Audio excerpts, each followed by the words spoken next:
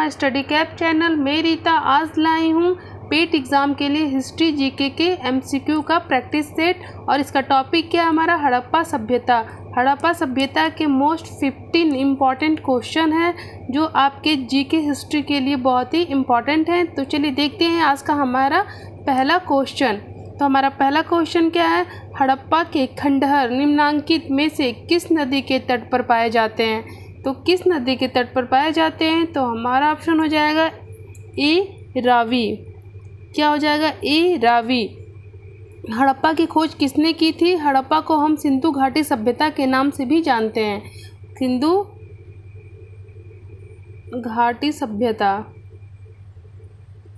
हड़प्पा सभ्यता को हम किस नाम से जानते हैं, हिंदू घाटी सभ्यता के नाम से भी जानते हैं। तो हड़प्पा सभ्यता की खोज किसने की थी, तो किसने की थी, तो दयाराम साहनी ने। किसने, दयाराम साहनी ने की थी। और कब की थी, तो 1921 में की थी। कब की गई थी, तो 1921 में हड़प्पा सभ्यता की खोज की गई थी। चलिए देखते हैं नेक्स्ट क्वेश्चन।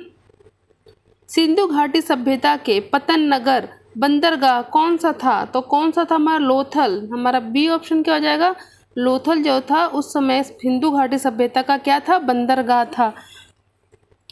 और ये कहाँ पे है, गुजरात में। कहाँ पे है ये लोथल हमारा, कहाँ पे है, गुजरात में है। और इस बंदरगाह से कहाँ कहाँ हमारा व्यापार होता था सिंधु घाटी सभ्यता का, तो मिस्र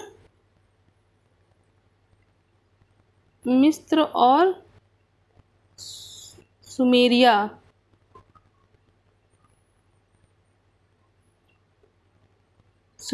कहाँ होता था, तो मिस्र और सुमेरिया के साथ व्यापार करने के लिए इस बंदरगाह का प्रयोग किया जाता था। और लोथल कहाँ है हमारा, गुजरात में है। चलिए देखते हैं नेक्स्ट क्वेश्चन। और ये किस नदी के तट पे है, तो भोगवा नदी। किस तट पे है, तो भोगवा नदी पे। सिंधु घाटी पतन के बंदरगाह कौन सा था, तो लोथल था। और लोथल किस नदी के तट पे है, भोगवा, गुजरात में है। और इसका लोथल का उपयोग हम किसके साथ व्यापार करने के लिए करते थे, तो मिस्र और सुमेरियों के साथ इसका व्यापार करने के लिए प्रयोग किया जाता था लोथल बंदरगाह का। चलिए देखते हैं नेक्स्ट क्वेश्चन। हड़प्पा सभ्यता किस युग की थी, तो हमारा आंसर हो जाएगा ए ऑप्शन, कांस्य युग। ए ऑप्शन कांस्य युग की थी। चलिए देखते हैं नेक्स्ट क्वेश्चन। हड़प्पा सभ्यता के निवासी थे, क्या थे वो, शहरी थे। क्या थे, शहरी थे वो हड़प्पा सभ्यता के निवासी। Next question. हड़प्पा कालीन स्थलों में अभी तक किस धातु की प्राप्ति नहीं हुई थी। तो किस धातु की प्राप्ति नहीं हुई थी, तो लोहा से वो अभी परिचित नहीं थे हड़प्पा के लोग। चलिए देखते हैं नेक्स्ट क्वेश्चन। हड़प्पा के काल का तांबे का रथ किस स्थान से प्राप्त हुआ था। तांबे का रथ किस स्थल से प्राप्त हुआ, तो दैमाबाद। और दैमाबाद का है हमारा महाराष्ट्र में।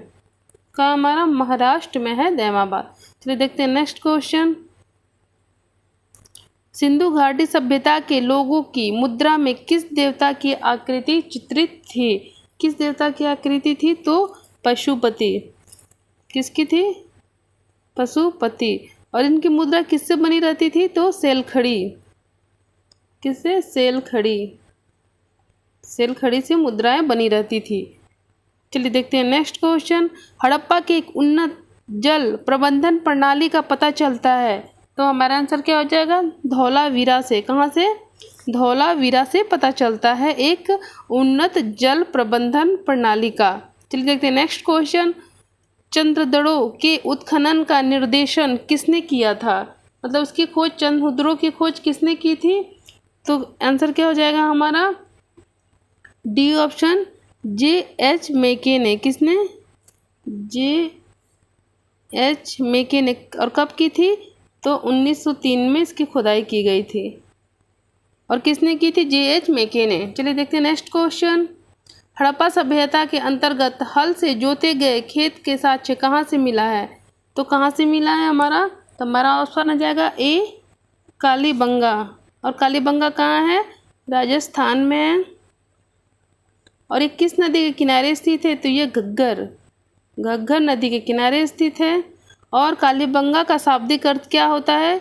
काले रंग की चूड़ियाँ। क्या होता है? काली रंग की चूड़ियाँ। ठीक है, चलिए देखते हैं नेक्स्ट क्वेश्चन। सिंधु सभ्यता के घर किससे बनाए जाते थे? तो किससे बनाते थे? ईंट से। किससे बने होते थे? ईंट से। डी ऑप्शन ईंट। गायत्री मंत्र का उल्लेख ऋग्वेद के किस मंडल में है? तो किस मंडल में है? तो सी ऑप्शन तीसरे मंडल में है। और ये गायत्री मंत्र किस देवता को समर्पित है? तो सावित्री। किसको समर्पित थे? तो सावित्री को। चलिए देखते हैं नेक्स्ट क्वेश्चन।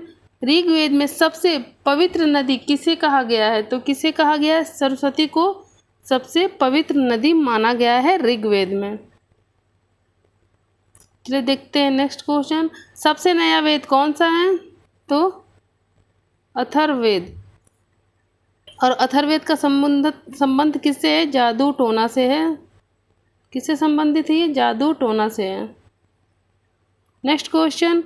आरंभिक वैदिक कला में वर्ण व्यवस्था आधारित थी। किस पे आधारित थी? तो हमारा आंसर हो जाएगा सी, व्यवसाय पे। किस पे थी? व्यवसाय पर आधारित थी वैदिक कला में वर्ण व्यवस्था। तो फ्रेंड्स आज के लिए बस इतना ही। ये 15 क्वेश्चन है जो हड़प्पा सभ्यता से संबंधित हैं। तो आप प्लीज़ इसे याद कर लीजिएगा, अच्छी तरह से इसे पढ़ लीजिएगा। कल फिर हम मिलेंगे एक नई वीडियो के साथ। अगर हमारी वीडियो आपको और हमारा चैनल आपको अच्छा लगा तो इसे सब्सक्राइब कीजिए, अपने दोस्तों के साथ शेयर कीजिए। Okay bye, thank you.